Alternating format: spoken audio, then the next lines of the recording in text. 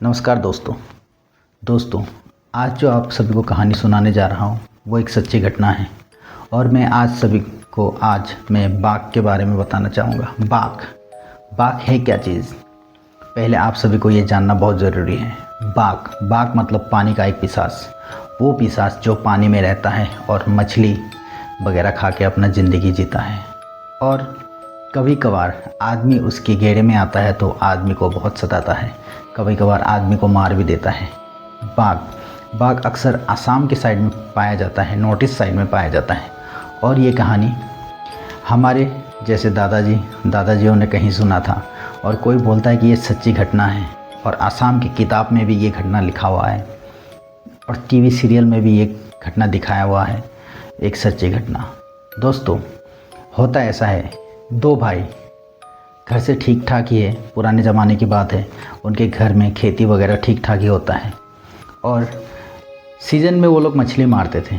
हर season में दोनों भाई नाव लेके मछली मारते थे, क्योंकि एक बहुत बड़ा बील मतलब एक बड़ा नदी उसके घर के पास ही था, और दोनों भाई मिलके वहाँ पे नदी में कभी कभी मछली मारने के लिए जाया करता था। ठीक उसी साल भी इस तरह हुआ। बारिश का मौसम आया, मासूम आया, तो पानी लगा खेतों में, नहरों में और नदियों में भरने लग गया। मछली वगैरह खूब निकलने लगा था। तो छोटा भाई बड़े भाई को बोलता है, भैया मछली बहुत आ रहा है आजकल, सुनने में आ रहा है कि सभी लोग मछली मार रहे हैं, हम भी आज चले।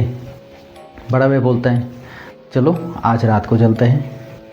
लगभग रात को 10 बजे खाना खुना खा के दोनों भाई हाथ में जाल लेके, एक लालटेन लेके, नाव लेके नदी में उतर जाता है। जैसे नदी में उतर जाता है, छोटा भाई नाव के पीछे साइड में और बड़ा भाई नाव के आगे साइड में, दोनों भाई मछली मारते हुए जाल फेंकता है, और छोटा भाई नाव चलाता है। बड़ा भाई जाल फेंकता है, छोटा भाई नाव चलाता है।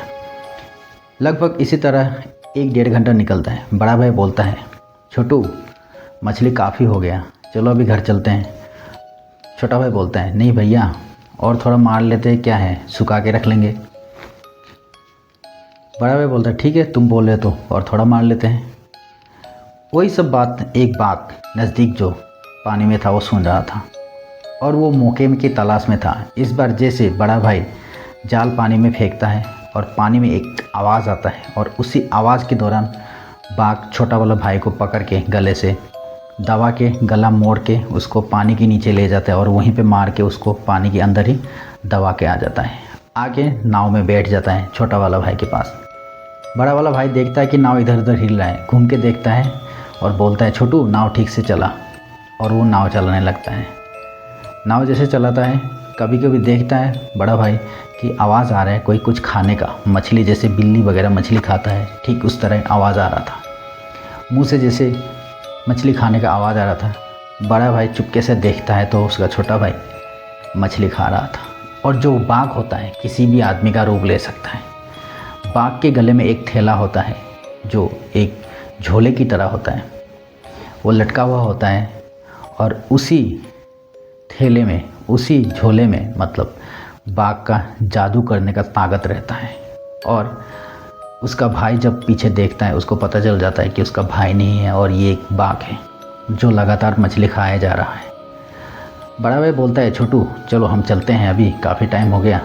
और उसी दौरान बाघ बस पानी में कूदने वाला होता है। बाघ का झोला वो बड़ा भाई छीन लेता है, फट करके पकड़ के उसका झोला छीन लेता है। जैसे उसका झोला छीन लेता है, बाघ हड़बड़ा जाता है, पानी में गिरता है, लेकिन उठ के आता है और बोलता है कि मुझे मेरा झोला दे दो। फिर उसका बड़ा भाई एक बहुत बड़ा तलवार निकाल के बोलता है कि तुझे काट दूंगा यहीं पे, तूने सच बता तूने क्या किया, नहीं तो तेरा ये जो झोला है इसको मैं फाड़ दूंगा। तब वो बोलता है कि मत फाड़ो झोले को, मैं बताता हूँ। बोला, मैंने तेरे भाई को मार दिया, मैंने तेरे भाई को मार दिया, और तेरे भाई के रूप में मैं हूँ। तो बड़ा भाई बोलता है, मुझे मेरा भाई ला के दो। बाघ बोलता है कि वो मर गया है, मुझे मेरा भाई मुझे मरा हुआ ही ला के दो। और बाघ पानी में कूदता है और जाके उसका लाश को बड़ा भाई के सामने लेके आता है। बड़ा भाई खूब रोता है उसको पकड़ के, और बोलता है, चलो नदी के किनारे। नदी के किनारे उसी बाग से एक बहुत बड़ा गड्ढा खड़वाता है, और उसमें उसका छोटा भाई को दफना के आता है, और उसको बोलता है कि मैं जब तक नहीं बोलूँगा तुझे मेरे घर में छोटा भाई का रूप रह के रहना पड़ेगा, क्योंकि उसका छोटा भाई 2 महीने पहले ही शादी किया था। जैसे बोलता है कि तो वो बाघ बोलता है कि मैं नहीं रह सकता हूँ, मैं चला जाऊँगा। तो वो बोलता है नहीं, तुझे रहना पड़ेगा, तुझे रहना पड़ेगा मेरा भाई बन के, नहीं तो तेरा झोला को मैं जला दूँगा। तो बाघ बोलता है कि मेरा भी परिवार है, मुझे जाना पड़ेगा। ये बोलता है कि तूने मेरे भाई का परिवार ख़त्म किया है तो तुझे रहना पड़ेगा। और बाघ मजबूरन उसके साथ रहने लगता है। कुछ दिन बीतता है, बड़ा भाई सदमे में रहता है कि क्या हो गया क्या हो गया। और फिर वो अपने बीवी को ये बात बोलता है कि मेरा बड़ा भाई मेरे छोटे भाई के साथ कुछ ऐसा हादसा हुआ और उसको बाघ ने मार दिया। आज जो हमारे साथ रहता है वो बाघ है।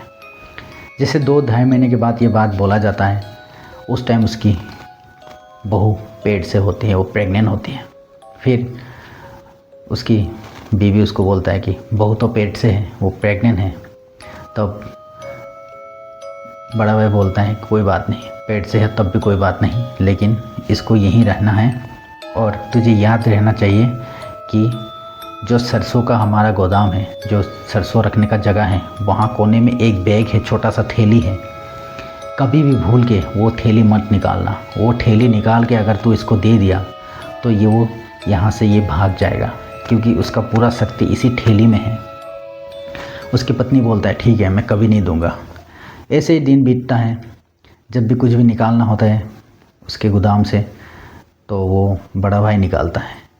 ऐसे दिन निकलता है, एक बच्चा पैदा होता है जो बहुत ही ख़राब शक्ल का बच्चा होता है, क्योंकि वो बाघ का बेटा होता है। बहुत ही ख़राब शक्ल का एक बच्चा होता है। फिर लोग बोलता है ये कैसा बच्चा पैदा होगा, भूत के बच्चे की जैसा। असल में वो भूत का ही बच्चा होता है। और लोग इधर उधर का बातें करने लग जाता है कि भूत का बच्चा पैदा हुआ, भूत का बच्चा पैदा हुआ। फिर कुछ नहीं, वो अपना लेता है उसको, वो धीरे धीरे बड़ा होता है। फिर दूसरी बार फिर वो प्रेग्नेंट होती है। प्रेग्नेंट होते फिर 1 साल बाद, 9 महीना बाद एक बच्चा पैदा होता है। वो भी देखने के लिए सेम टू सेम उसका जैसा ही, वो भी क्योंकि भूत का बच्चा है, बाघ का बच्चा है। और वो बाघ का बच्चा वैसे ही रहता है।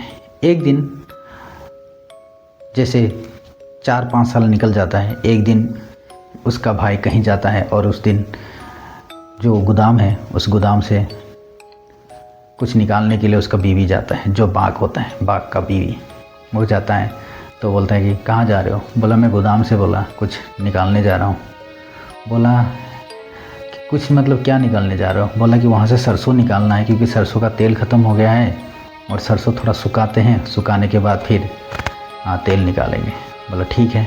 बोला एक काम करना, सरसों की वहीं पे एक भैया एक थैली रखा है, एक झोला रखा है, वो झोला ला के देना। तो वो बाहर से बोलता है तूने देखा वो झोला? बोला हाँ देखा है, एक झोला है यहाँ पे।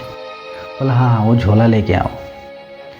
फिर वो झोला लेके आता है उस बाघ की बीवी, क्योंकि उसका बड़ी जो भाभी थी वो भी घर में नहीं थी, और उसी का फ़ायदा होता था। वो बाघ उसकी बीवी से वो झोला मंगा लेता है। जैसे वो झोला मंगा लेता है उसके, बोला ये लो झोला। बोला इसको झाड़ के दो, क्योंकि उसमें सरसों लगा होता है, क्योंकि सरसों में बोला जाता है कि सरसों के अंदर कभी भी भूत नहीं जा सकता है।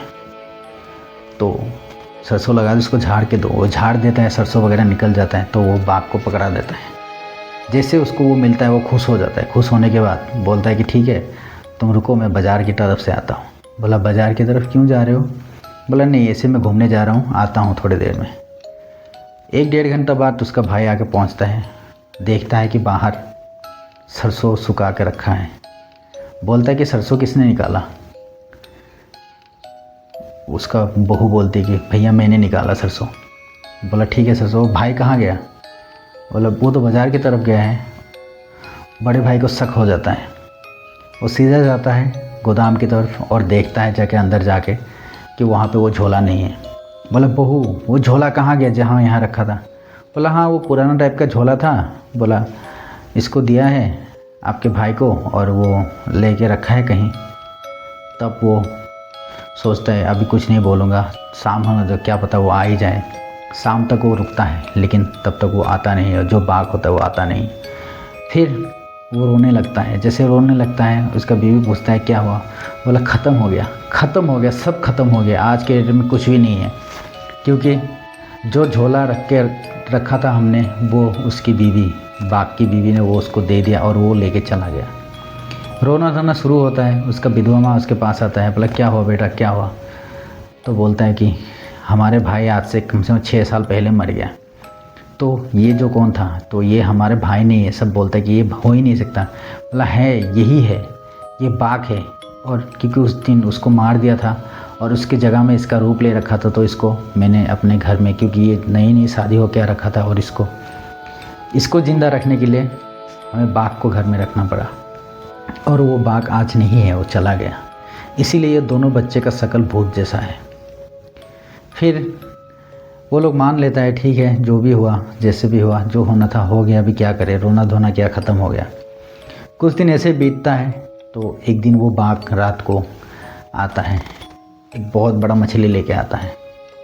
मछली लेके आता है, उसके दरवाजे के आगे टांग के वो चला जाता है।